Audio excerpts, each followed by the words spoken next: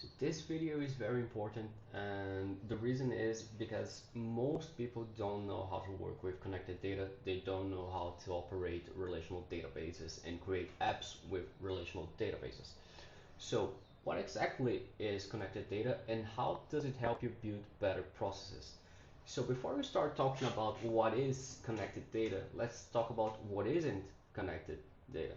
And in this drawing, I've designed a quick example here. So let's imagine that you're building a CRM, right? So for the CRM, you need a list of companies, you need a list of employees that belong to those companies so they can be your leads. And then finally, you have a Kanban board where you can have deals, and deals point to a specific company and a specific employee, right? So the way that you would build this is with three different tables: companies, employees, and deals.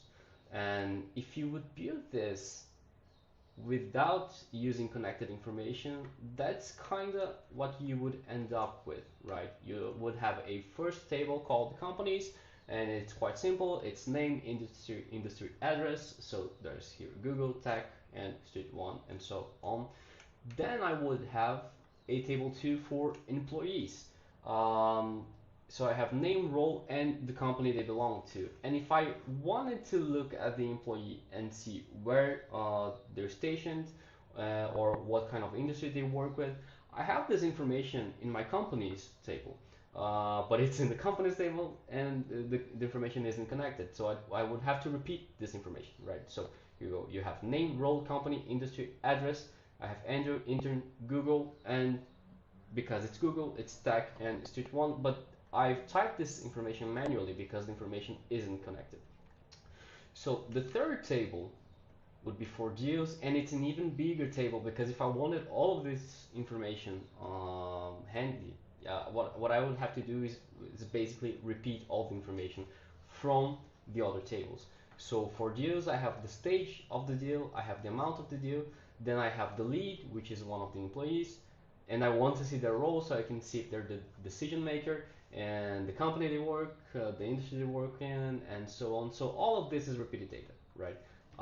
And some people don't see the problem with this, but it becomes quite obvious when you think about the fact that you're typing in this manually and this is all prone to breaking down, right? So repeated data is often bad data because it breaks down easily, and it's also very it's very like laborious to do, right? You have to do this over and over and over again. And one of the problems here is that if I were to, for example, change Google's name to Alphabet, for example, because this information is not connected, it doesn't reflect in the other tables, right? So you can think of connected information as pulling information from somewhere else, and then you have another problem. A bad comparison that people do is that, well, so that's like lookups in spreadsheets, right?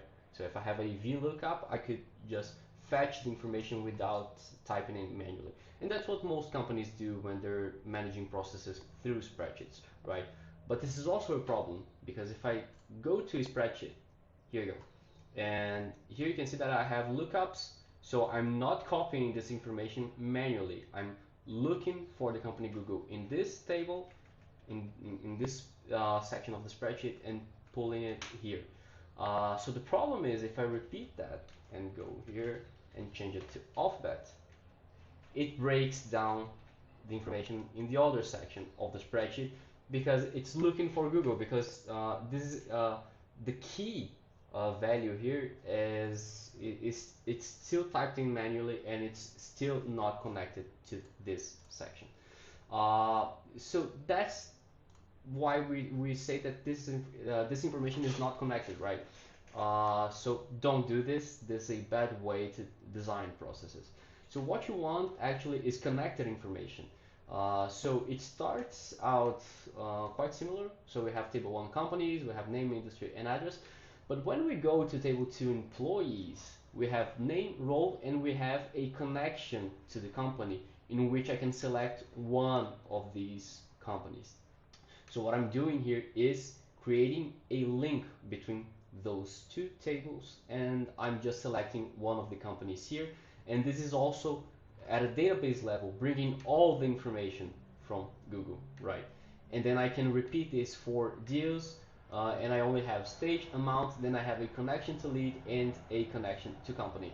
You could argue that I didn't even need the company here because company is an information that's contained within employees, but in some cases you want this double connection because, for example, for like logging um, purposes, for having a history of things. Maybe one day Andrew leaves Google, so you want to register that for this deal Andrew worked at Google. So when Andrew changes companies, the deal doesn't change company automatically. And you can see that this information doesn't break down. I have here this table, I have the same information, so companies, and I have contacts.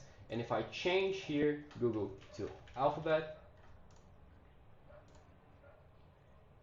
all all I have to do here is wait, and there you go, it changed automatically because it's a link, it's not just a text typed in. And this works for a lot, this works out better for a lot of different reasons regarding automations, regarding components, your ability to create dashboards, your ability to create reports. We can delve into this later, but if you're going to build processes, use connected information, don't use repeated data. Connected information is often good data, and good data is scalable. It doesn't break down as you go.